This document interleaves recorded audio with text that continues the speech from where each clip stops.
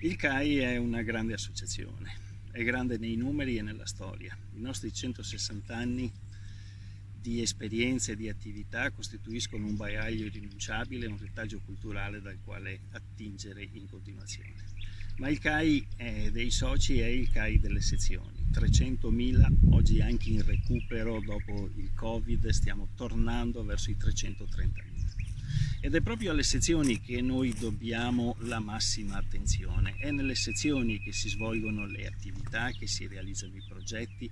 Le sezioni sono sentinelle del territorio, sono veicoli di promozione, sono fonte di attività e di educazione, sono momenti di cittadinanza responsabile che dovremo cercare di incentivare ancora.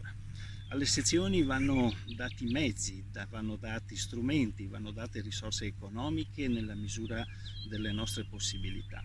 È nelle sezioni che stiamo recuperando la presenza delle donne, un mondo femminile in crescita all'interno del CAI, che porta molto bagaglio di esperienza, una cultura di gestione diversa, ed è dentro alle sezioni che dobbiamo portare i giovani che oggi ci sono ma che spesso lasciano il CAI. Il progetto Juniores era stato un tentativo, forse bisogna riprenderlo e recuperarlo e rilanciarlo. La sede centrale è qualcosa di diverso, ha un ruolo di pianificazione, ha un ruolo di dialogo, ha un ruolo di reperimento delle risorse e di sviluppo delle progettualità. La coesione tra la sede centrale e l'attività delle sezioni è fondamentale.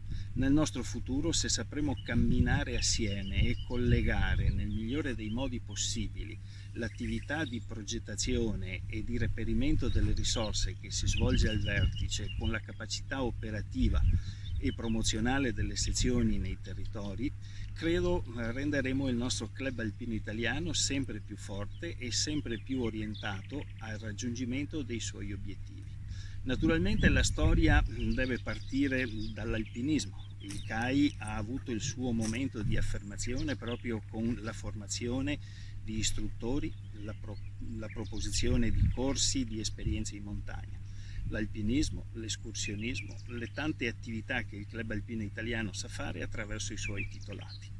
Quindi un grande futuro ci può essere davanti a noi se riusciremo a camminare tutti assieme, portando avanti ideali e valori, ognuno nei propri ruoli.